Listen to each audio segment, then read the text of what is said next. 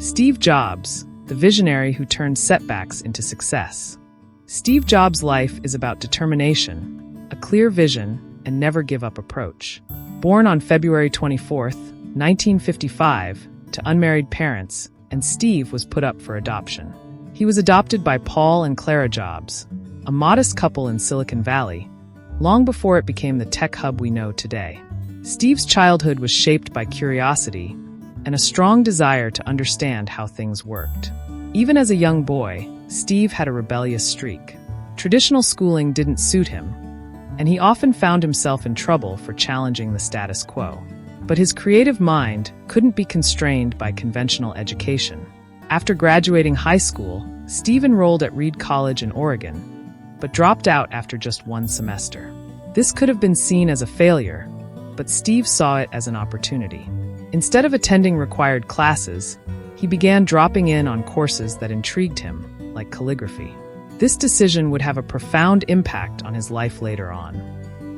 The birth of Apple. In 1976, at the age of 21, Steve Jobs co-founded Apple Computer with his friend Steve Wozniak in his parents' garage. Jobs was a visionary, and he believed that computers could be personal devices, accessible to everyone. At the time, computers were massive machines used primarily by businesses, but Steve saw a different future. Their first product, the Apple I, was a success. Apple II, launched in 1977, did even better. The Apple II was the first mass-produced personal computer, and it made Apple one of the fastest-growing companies in America. By the time Steve was 25, he was a multimillionaire. But despite the early success, Steve faced a harsh reality. Sustaining success is often harder than achieving it. The fall from Apple. In 1983, Steve recruited PepsiCo's John Sculley to be Apple's CEO. But this partnership eventually soured. Just 2 years later, after a series of internal struggles and disagreements over the direction of the company, Steve Jobs was ousted from Apple, the very company he had founded. Being forced out of Apple was a devastating blow for Steve. He later described it as the most difficult period of his life. But instead of letting this setback define him, Steve used it as an opportunity for growth. In his own words, "Getting fired from Apple was the best thing that could have ever happened to me. The heaviness of being successful was replaced by the lightness of being a beginner again."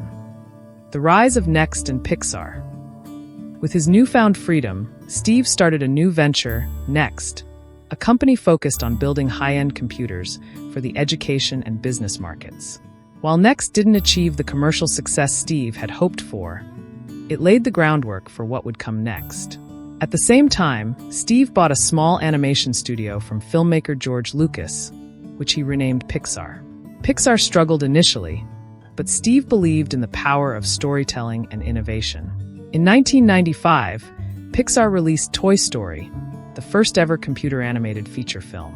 The movie was a groundbreaking success, turning Pixar into a powerhouse in the entertainment industry and cementing Steve Jobs' legacy as a visionary not just in technology, but in film as well. The return to Apple. In 1996, Apple was struggling. The company that Steve had founded was on the verge of collapse. In a twist of fate, Apple acquired Next, bringing Steve back to the company he had been forced to leave a decade earlier. His return marked the beginning of a remarkable turnaround.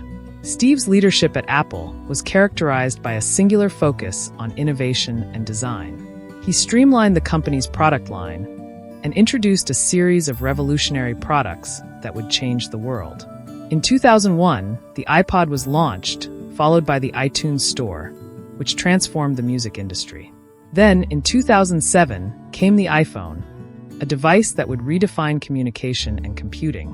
The iPad followed in 2010, further solidifying Apple's dominance in the tech world. Under Steve's leadership, Apple became the most valuable company in the world. But Steve's success wasn't just about the products he created. It was about the culture of excellence he instilled in Apple. He believed in the power of simplicity, saying, "Simple can be harder than complex. You have to work hard to get your thinking clean to make it simple.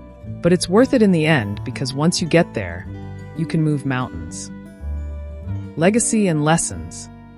Steve Jobs passed away in 2011, but his legacy continues to inspire millions around the world.